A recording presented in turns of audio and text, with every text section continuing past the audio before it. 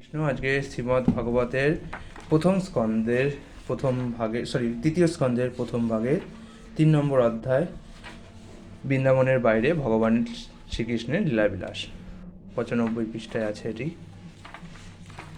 এর আগে আমরা শুনেছি যে উদ্ধব শ্রীকৃষ্ণের সম্বন্ধে কী বলেছিল যখন বিদুর প্রশ্ন করল। আজকে আমরা এই অধ্যায়টি দেখব।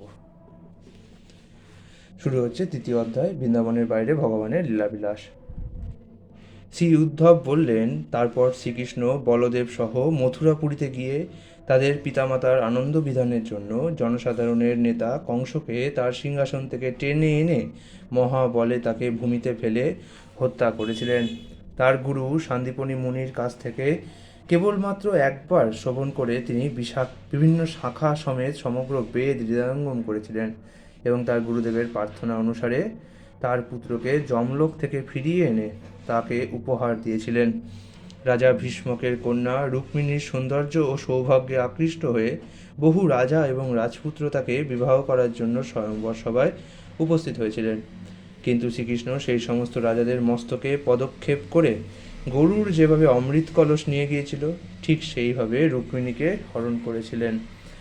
অভিদ্ধ নাশা 7টি বিষকে দমন করে তিনি রাজকুমারী নাগনজিতিকে স্বয়ংবরে বিবাহ করেছিলেন। যদিও ভগবান কন্যারত্নটিকে জয় করেছিলেন, তবুও সেই রাজকন্যার পাণিগ্রহণে অভিলাষী তার প্রতিদ্বন্দ্বীরা তার বিরুদ্ধে অস্ত্র ধারণ করেছিলেন এবং তার ফলে তাদের মধ্যে সংগ্রাম হয়েছিল। অস্ত্রশস্ত্রে সুসজ্জিত ভগবান তাদের সকলকে হত্যা করেছিলেন অথবা আহত করেছিলেন, কিন্তু তিনি নিজে অক্ষত ছিলেন।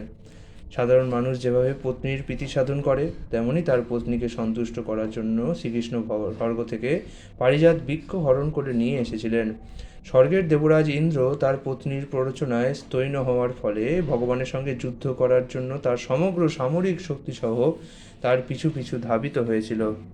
ধারিত্রীর পুত্র নরকাসুর সমগ্র গগনমণ্ডল তার শরীরের দ্বারা গ্রাস করতে চেয়েছিল এবং সেই জন্য যুদ্ধে ভগবান তাকে হত্যা করেন।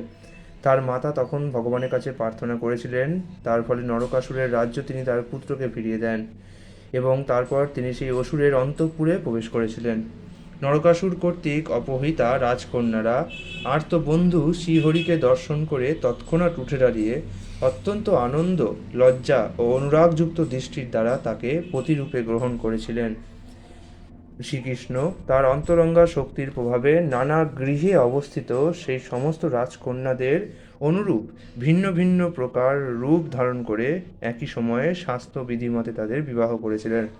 তার অপ্রাকৃত রূপে নিজেকে বিস্তার করার জন্য ভগবান তাদের প্রত্যেকের গর্ভে ঠিক তার নিজের মতো গুণসম্পন্ন 10টি পুত্র উৎপাদন করেছিলেন। কালযবন মগধরাজ জরাসন্ধ এবং শাল্ব সসৈন্যে মথুরাপুরী আক্রমণ করেছিল।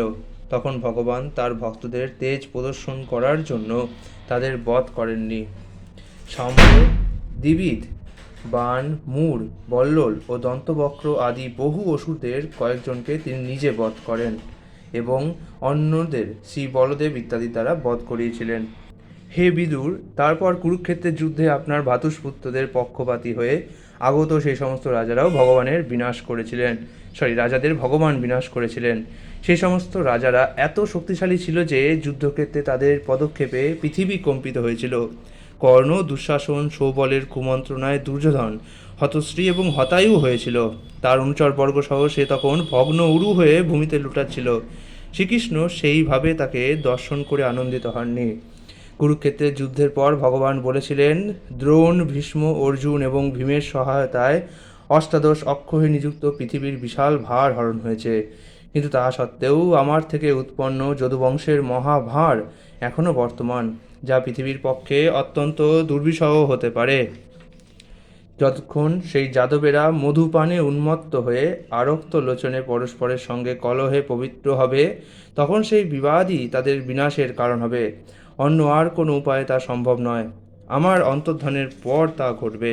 ভগবান শ্রীকৃষ্ণ এইভাবে মনে মনে চিন্তা করে ধর্মপুত্র যুধিষ্ঠিরকে তার রাজ্যে স্থাপন করে এবং সাধুদের বর্তন প্রদর্শন করে সুহৃদদের আনন্দ বিধান করেছিলেন। পুরু বংশের ধরের যে ভ্রূণটি মহাবীর অভিমন্যু কর্তৃক তার পত্নী উত্তরার গর্ভে সংস্থাপিত হয়েছিল, তা দ্রোণপুত্র অশ্বত্থামার ব্রহ্মাস্ত্রে দগ্ধ হয়েছিল। কিন্তু পরবর্তীকালে ভগবান তা পুনরায় রক্ষা করেছিলেন। পরমেশ্বর ভগবান শ্রীকৃষ্ণ ধর্মপুত্র যুধিষ্ঠিরকে দিয়ে 3টি অশ্বমেধ যজ্ঞ সম্পাদন করিয়েছিলেন এবং মহারাজ যুধিষ্ঠিরও সর্বদা পরমেশ্বর ভগবান শ্রীকৃষ্ণের অনুবর্তী হয়ে তার কনিষ্ঠ ভ্রাতাদের সহায়তায় পৃথিবী পালন করে আনন্দে কাল যাপন করেছিলেন। বিশ্ব অন্তর্যামী ভগবানও দ্বারকাপুরীতে অবস্থান করে বৈদিক সিদ্ধান্ত অনুসারে জীবনযাপন করে আনন্দ আস্বাদন করেছিলেন। তিনি সাংখ্য দর্শনের নির্দেশ অনুসারে জ্ঞান এবং বৈরাগ্যে অবস্থিত ছিলেন। ভগবান শ্রীকৃষ্ণ তার স্নিগ্ধ সহাস্য অবলোকন, অমৃততুল্য মধুর বাক্য, নির্দোষ চরিত্রসহ লক্ষ্মীদেবীর নিবাসস্থল রূপ তার অপ্রাকৃত শিব বিগ্রহে সেখানে বিরাজমান ছিলেন। ভগবান শ্রীকৃষ্ণ এই পৃথিবীতে এবং অন্যান্য লোকে অর্থাৎ উচ্চতর দিব্যলোকে বিশেষ করে যাদবদের সঙ্গে তার লীলাসমূহ উপভোগ করেছিলেন। রাত্রে অবসর সময়ে তিনি তার পত্নীদের সঙ্গে সৌহার্দ্যপূর্ণ দাম্পত্য প্রেম উপভোগ করেছিলেন। এইভাবে ভগবান বহু বছর গৃহস্থ জীবনে প্রবৃত্ত ছিলেন। তারপর প্রপঞ্চে প্রকটিত গৃহস্থ সুলভ ক্ষণভঙ্গুর কামভোগের জীবন থেকে অবসর গ্রহণ করার বাসনা তার পূর্ণরূপে প্রকাশিত হয়েছিল। প্রত্যেক জীব দৈব কর্তৃক নিয়ন্ত্রিত এবং তার ফলে তার ইন্দ্রিয় সুখভোগও সেই দৈবের অধীন।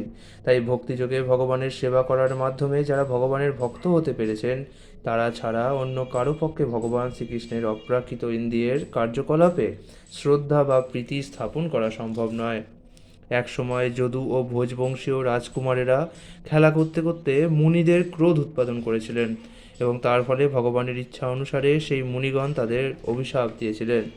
তার কয়েক মাস পর শ্রীকৃষ্ণ কর্তৃক বিমোহিত হয়ে দেবতাদের অবতার বৃষ্ণি, ভোজ এবং অন্ধক বংশীয়রা মহা আনন্দে তাদের রথে চড়ে প্রভাস তীর্থে গিয়েছিলেন।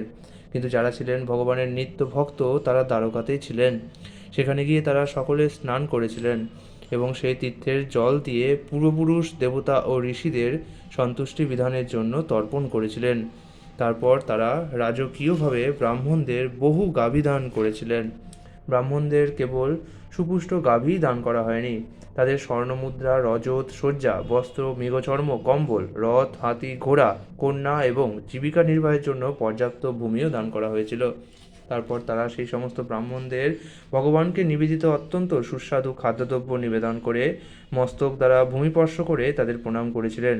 সেই সমস্ত যাদবেরা গাভী এবং ব্রাহ্মণদের রক্ষা করার মাধ্যমে পরিপূর্ণ আদর্শ জীবন যাপন করেছিলেন। ইতি শ্রীমদ্ভাগবতের 3য় স্কন্ধের বৃন্দাবনের বাইরে ভগবানের লীলাবিলাস নামক 3য় অধ্যায়ের ভক্তিবেদান্ত অনুবাদ সমাপ্ত হল।